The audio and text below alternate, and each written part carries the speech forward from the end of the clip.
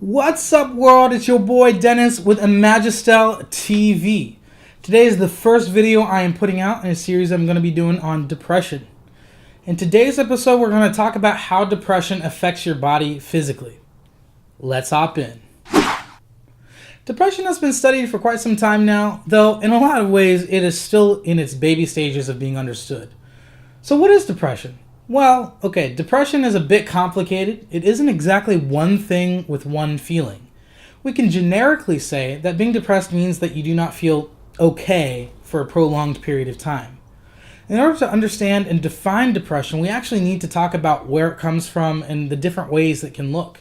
Sometimes it's best to define what the symptoms are or aren't of any given problem in order to figure out what the source of the issue is.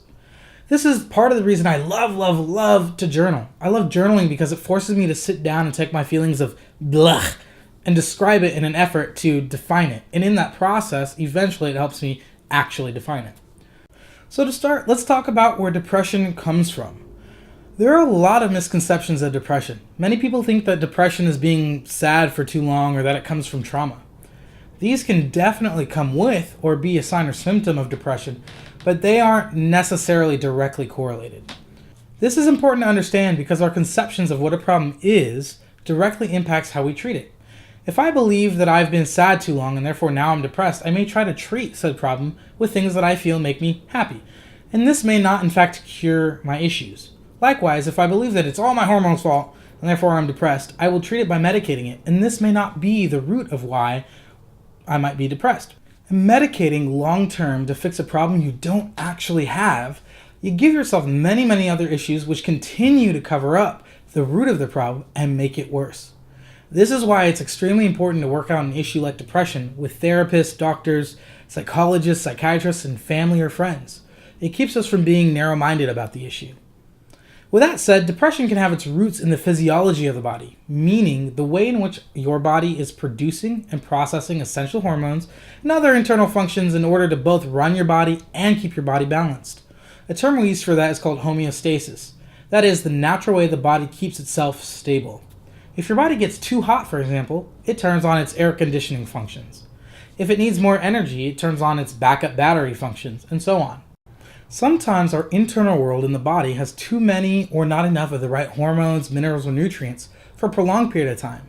This can lead to things such as anxiety, insomnia, mood swings, and lots of other stuff.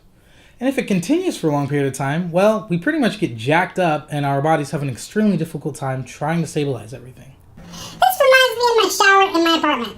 For whatever reason, the hot water is just so freaking dramatic. Sometimes it wants to be hot and thinks it's there, but it's freaking freezing, so you keep turning the nozzle hoping for hot water, and all of a sudden it decides to dump burning lava on your skin. So as quickly as you can, you turn the cold water nozzle up, only to start freezing again. Eventually you give up, and you just turn the water off, and you're fuming, and you're pissed, because you just wanted a relaxing shower, and now you're cold and probably hungry, and all your life is doomed! Anyway. The biggest symptom with the biggest effect when it comes to our depression is insomnia, aka I can't fucking sleep. This is because without proper sleep or rest, the body's other functions become extremely compromised. I'll do another video just on sleep and insomnia because there's a lot of crazy things that happen when you can't sleep, but pretty much after a while of not sleeping, your body literally begins to shut down. Our bodies are extremely sensitive. Even though we are resilient and can adapt, sometimes things just get funky and messed up and whatever. This is where the docs research what is happening in our bodies on a micro level. They take a look at the neurology of the body and electrical systems and the lymphatic system, which helps the body clear out all the toxins. Many of the medications used for depression and anxiety are really all about what we call neurotransmitters. Now, we'll talk more about neurotransmitters and depression meds in episode 6 of this little series we do, but essentially neurotransmitters are released in the body for specific reasons and control specific things. A common one most people know about is called dopamine, which has also been called the happiness hormone. It's released when you eat chocolate, have sex, or a nice long hug. That's not all it does, of course. Another popular one is serotonin, which helps regulate sleep, among many other things it does. These are important because they are pretty directly related to some of the major issues of depression. There are many other ways that can lead to or are correlated with depression and anxiety. Trauma is one. Trauma is one of my favorite topics, and I'll have to do a video just on that, but trauma is really in its baby phases of being understood currently. Most people think of trauma as going overseas and seeing a kid get blown up, and only until recently, only a few years ago, scientists thought that PTSD, post-traumatic stress disorder, only related to severe events, most related to war, such as with soldiers. But in the last few years, they are starting to realize how trauma is different than they originally thought. Side note, PTSD is now being called just post-traumatic stress, or PTSI, post-traumatic stress injury. Just a little tidbit on trauma. Trauma is actually very relative to the person. Trauma could be a severe event that occurs like an explosion, a murder, or a rape. However, it doesn't have to be. It could be something as simple as you dropped a pencil on the floor when you were 2 and mom yells at you. This can potentially become trauma in the body. Trauma is a term that we've used, but we should start reteaching from a slightly different perspective. Here's what I mean. Our bodies are extremely mechanical. That is, its job is to take the data from our 5 senses and collect it. And those electronic signals and impulses go through our spinal cord and into the brain then tells the body what to do with it, and if there's a response needed. So really, our bodies are our data collectors and our brains are the interpreters. Here's how trauma fits in. If you receive data from your senses and your body doesn't have the ability to interpret the data and make sense of it, it can overwhelm your system and fry it, so to speak. Like when your computer starts running super slow, and then all of a sudden it shuts down because of an overload of information. This is essentially how trauma works. It's also why trauma is relative, because everyone is different with different experiences and different ways and abilities to process and interpret data. Bottom line, trauma is more common than we think and affects more of us than we realize.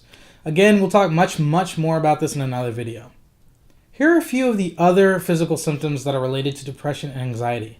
Remember, these symptoms don't necessarily equal depression. They can, but they aren't definite. Back pain, change in appetite, chest pain, constipation or diarrhea, dry mouth, extreme tiredness, general aches and pains, headaches, high blood pressure, insomnia, lightheadedness, the feeling that your heart is racing, sexual problems, shortness of breath, stiff neck, sweating, upset stomach. Weight gain or loss? Yeah. Weight gain or loss? Dun, dun, dun. Anyway, I'm sure I'm getting close to running over the 6 minutes I try to keep my videos at. Again, depression is a huge topic and really complicated.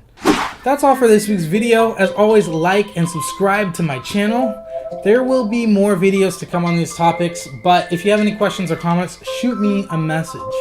If you haven't already checked on my previous videos or subscribed to the channel, hit the buttons above or around here somewhere, and have a fantastic fucking week. Deuces.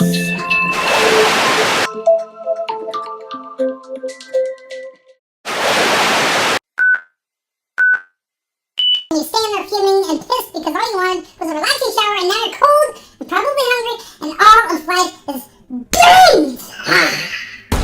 And all of a sudden it shuts down because and I cannot talk. Oh no.